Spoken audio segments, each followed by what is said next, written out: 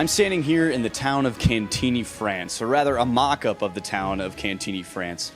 This is our setup of a trench system which is replicated to look like the trench systems that were around the town of Cantigny. Cantigny is a big deal for the 1st Division Museum out here at Cantigny Park because it's our namesake. We're named after the Battle of Cantigny, which took place at this small village of about 200 some odd people back in May of 1918. It was the first major battle where Americans fought under their own command against the Germans outright. Now, we also had some helpers, though, and that's where tanks come in. There were about 10 French Schneider tanks supporting the left flank of the attack at Cantigny that day on May 28th, 1918. On that day, over 3 days of fighting, almost 400 soldiers were killed during that battle from the 1st Division. Now, afterwards, it became very important because the town of Cantigny was the only place along a very long line of trenches where the Germans had started their previous spring offensive that the Allies actually pushed back. Of all this traced area where all these trenches were at, the Americans at Cantigny were the only place where they pushed back and took back German ground from where they had started. The Germans relentlessly started with several other counterattacks to try and take the town back, but none were successful, and the 1st Division held on after 3 days of heavy fighting and stayed in that sector for several more days. This started a long push by the Americans to be right at the front of the fighting throughout the rest of the war.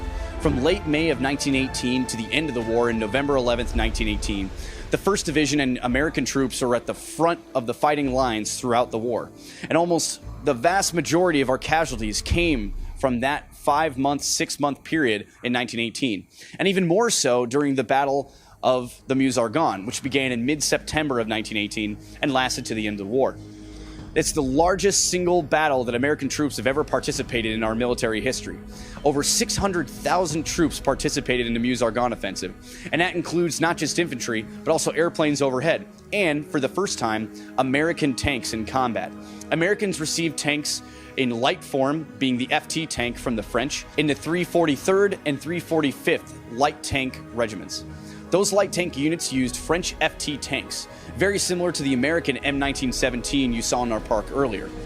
After that, you also had Americans using British Mark IV tanks, as well as some other French heavy tanks like Schneiders. And they were getting to use all of these in a combined arms effort to fight the enemy.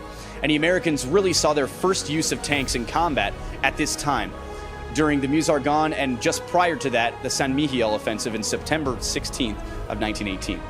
In our gallery, above me, around, and all over this gallery of World War I, you'll see red poppies hanging from the ceiling, draped over chimneys, and all over the trenches. The poppies are there to symbolize the lives that were either killed, missing, or wounded throughout the 5 months of the heaviest of fighting with Americans in World War I. Of that, we also have throughout the gallery small white tags. Those small white tags have the handwritten names, rank, and unit of individual soldiers that were killed at the Battle of Cantigny with the 1st Division. But these flowers really are a good physical representation of the lives lost and the cost of fighting World War I.